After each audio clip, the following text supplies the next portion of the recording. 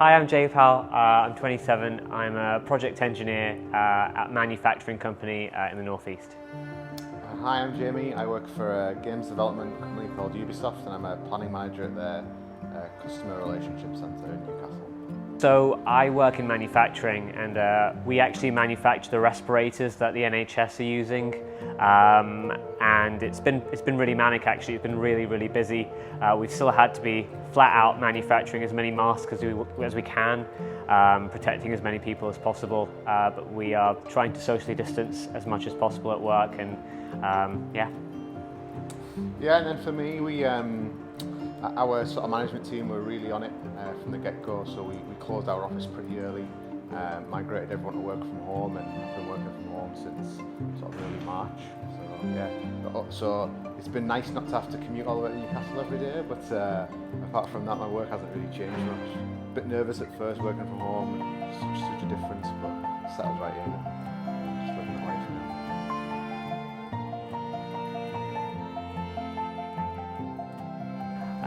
I'm part of a LGBTQ Sikh group called Sarbat, and we normally do sort of meetups in local cities around the UK. But obviously, since the lockdown, it's been really hard for Sikh LGBTQ people to find a safe space now. But we've sort of twisted that around, and we now have weekly Zoom sessions where we've had over 8 to 9 times people attend, which has been really positive. So yeah. Hi, my name is Caitlin. I work for the civil service and have been working the entire time through lockdown. Hi, my name is Jodie. I work for Royal Mail and I've also been working the entire time. She's in the house all day, I'm out all day, and we've been extremely busy, so we hardly see each other. I don't actually know what it's like to be like by myself, because I'm constantly surrounded by people. Whereas I have never felt more lonely and isolated being stuck at home, even though you have team chats and Zoom and Skype. The fact I'll start work at 8 o'clock and go downstairs, Jodie will then leave at 12 o'clock, not get in until nearly 9 o'clock, settle, have tea, then I have to go to bed. So it's like been ships passing in the night.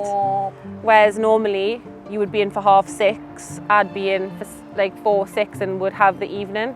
So we've had completely separate experiences of lockdown. Definitely mental health wise as well.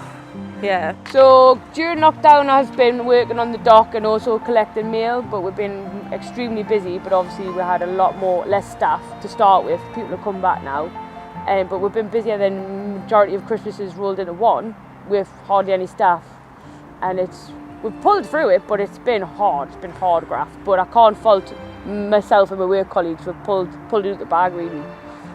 With no extra, because normally we have extra staff, extra buildings, we had none of that. Just go for it, do your best. But then you've had to have restricted, things have been cut to do social distancing, so you'd have more room, but the room to working's been smaller. Rubbish game of dodge where the floor is lava in a big mail centre. So you're kind of going around things, and everybody's really good at giving the 2 metres, but the work we do, sometimes you infringe slightly and then you remember and you're kind of Hi, I'm Gary. I'm a very young female impersonator, otherwise known as Ophelia B. Lockdown, I have adapted. This is 16 weeks without me DJing, performing, hosting, and I was ill the first couple of weeks actually. Both me and Keith weren't too well at all. So that took us for 3 weeks at the time. And then we were hungry, so I started cooking. I started baking, I started cooking more, I started baking more, I started using cookery books and online stuff and cooking cakes and cheese scones and meringues and cheesecakes and minced cobblers and curries, and then I started losing weight, and then the weather got a bit nicer, and then I got into gardening. So as you can see, I've done a fair bit in my little garden. Not garden, because I've got no, this is false by the way. So it's been yarding for the last, 6, 7, 8 weeks. So it's really good, I'm really happy with it, but it's not cheap, so I've been trying to do it on the cheap. I've done it really well, so it's filled me time in. My whole life has really changed, so from working 4 and 5 nights a week, I'm in 7 nights a week. and going to bed early-ish rather than 3 and 4 in the morning. I'm getting up at a realistic time. I'm having proper meals, breakfast, lunch and dinner. I'm eating with Keith, my partner, which we never used to do.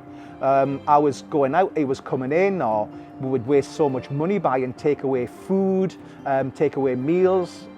The fridge would be full of rubbish that we had to throw out because we'd let it go out of date. But we adapt, we do shopping lists now. We've got a budget of so much money that we've got to spend on so much food. And it really, really has had a big effect on my life. So I'm in the house, and then sometimes I have done a bit walking, by the way, not too much, but I've tried to do a bit walking. But it's still nice to get out, even to Newcastle or Gateshead, and walk about at a social distance.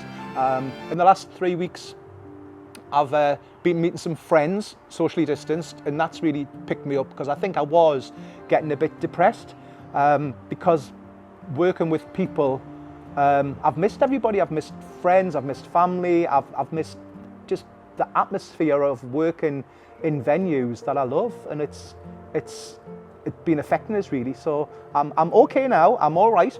I've tidied up all my jewellery, I've tidied up all my wigs, I've tidied up all my costumes. I'm sick of tidying, my hands constantly smell of domestics. But I'm okay, I'm good.